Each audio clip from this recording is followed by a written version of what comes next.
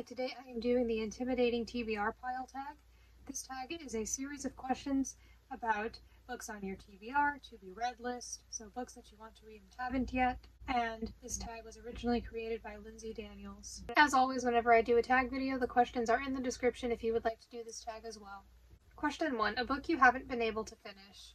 So for me, this is not a book that I have currently been reading. It's a book that I tried reading before and didn't finish and would like to try reading again someday.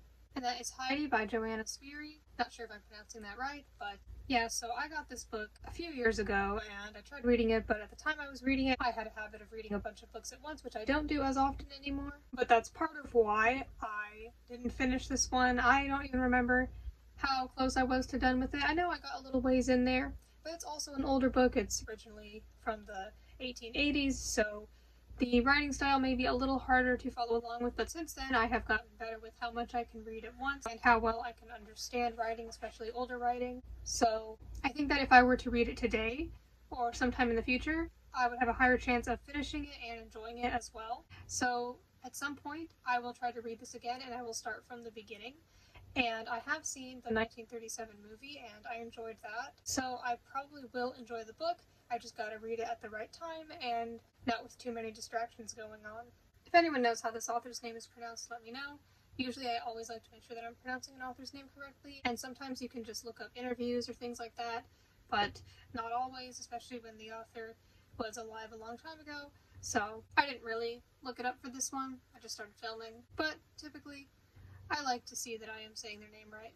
So with this book, years ago at this point, I just stopped reading it, but I will definitely try to read it again someday. It's not at the top of my priority list, but it's definitely a book that is still on my TBR. Question 2 is a book you just haven't had the time to read. So I actually have a collection of books I will answer for this. Not exactly that I haven't had the time, just more of they're not my main priority, and they're smaller books that aren't like one big long story, rather bunch of little stories in each book, and so there are other books I want to read more, and those would be the Paddington books by Michael Bond. I have all these books that came in a set plus this one that wasn't included in the set, but it is one of the Paddington books. I have read the first three. I read the first three earlier this year and I enjoyed them, but like I said, there are other books that I'm more interested in reading. There are just so many books on my TBR and I can't get to them all at once, so I am excited to continue reading those books at some point. They are small and short, so it's very light reading. So if you feel like reading but maybe don't want to commit yourself to a large book, there are those. Those will always be there for me. Yeah, I'm excited to get back to those someday. Question 3, a sequel that is on your TBR.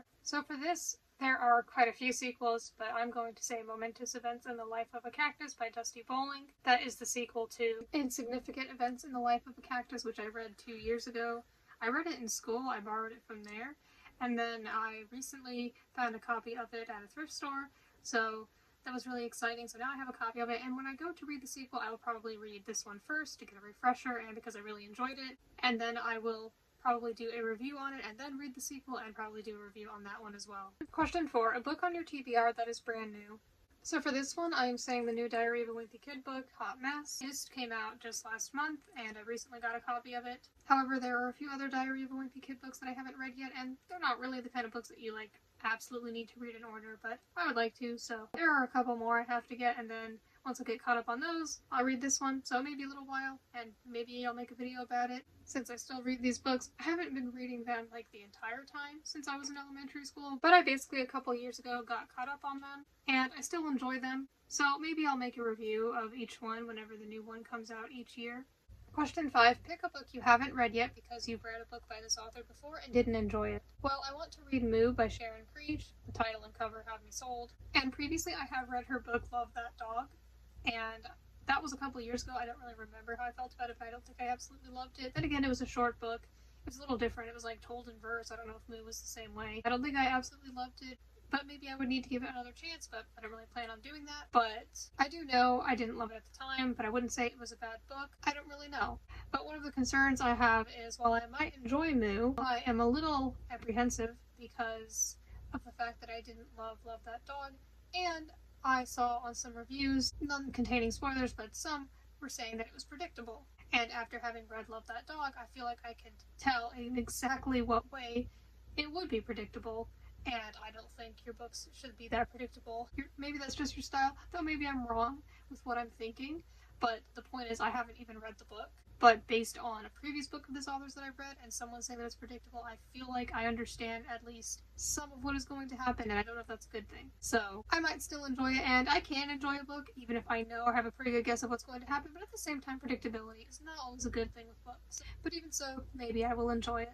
Question 6, a book you haven't read yet just because you're not in the mood for it. So for this, I'm deciding to say Rebel Rose by Emma Theriault.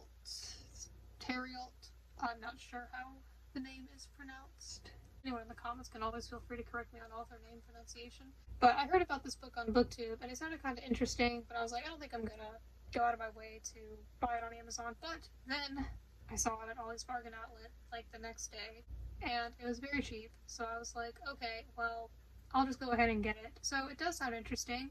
It is part of this series. I believe it's a series about Disney princesses, but it's like their stories after the movies. And so this one is about Belle, and it's like historically accurate. Something to do with the French Revolution, starting in 1789, according to the synopsis on the back. So this does sound interesting to me. I do like Disney movies and Disney princesses, but it's not my main priority, and I will get to it when I get to it, but it's not the book I'm most excited to read, though it does sound interesting, and I am excited to get to it. Question 7, a book you haven't read yet because it's humongous.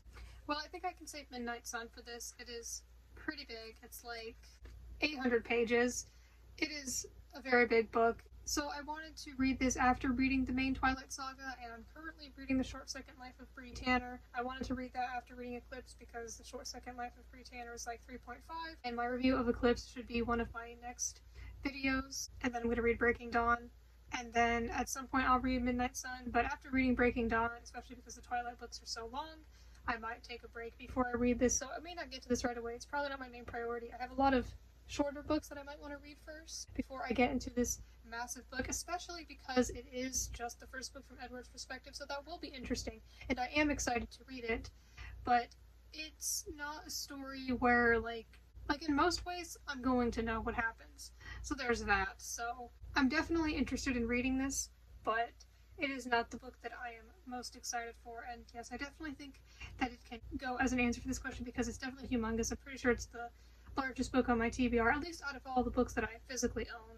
Question 8, a book you haven't read yet because it was a cover buy that ended up having bad reviews. So I'm assuming a cover buy is when you buy a book just because you like the cover and maybe you don't look into it beyond the cover, which I do not do. Like, a book cover may attract my attention, but then I'll read the synopsis and then I'll decide if I would like to get it or read it. However, I do sort of have an answer to this question, because I recently saw this book, This Song Is Not For You, by Laura Nowlin at a thrift store, and I read the synopsis and it sounded interesting. It was mostly the synopsis that caught my attention, but on Goodreads it has a rather low average rating. Now, I didn't look at any of the reviews because I don't want to know what it is that makes it have a pretty low rating, but I am definitely more intrigued now to read it, but also a little disappointed because it sounded like something I would really enjoy. I might still enjoy it myself. Could just be that a lot of other people didn't like it. I am excited to see what people didn't like about this, and if you've read this, then I don't really want to know why it's bad. I will see for myself. This may be one of the books I read next, especially because it's not very long. But yeah, it sounded pretty interesting, and then when I added it to my want to read list on Goodreads, I saw that the ratings were pretty low compared to most other books. So I guess I will see what that's about. And the last question, question 9, the most intimidating book on your TBR. Well, I already answered Midnight Sun for one of these questions, and that book is intimidating, but I don't even know if that would be my answer, even if I would be okay with putting 2 books for 2 separate questions, because, yeah, Midnight Sun is long, but that's pretty much my only issue with it.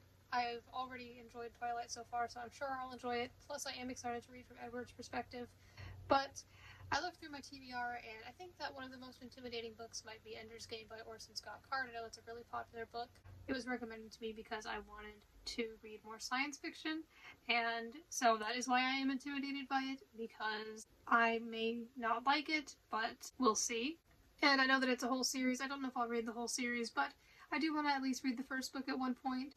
I have enjoyed a little bit of science fiction so far, but generally it can be hard for me to enjoy. That book is a little intimidating because I have a feeling it might be confusing or boring or just not my style, but it does seem pretty popular and it might be a better start for getting into science fiction, so if you have any idea, then let me know. Or if there is some other book that I should read instead to help me get more into it. It won't be my very first time reading science fiction, of course, but it is a little intimidating because it's not what I usually read, but I am open to branching out and trying new genres, or genres I haven't read much of before. and I may even end up loving the book, who knows. So that was the intimidating TBR pile tag. I definitely have a lot of books on my TBR, but that's very exciting. Yeah, I'm really excited to get to all those books, and thank you for watching.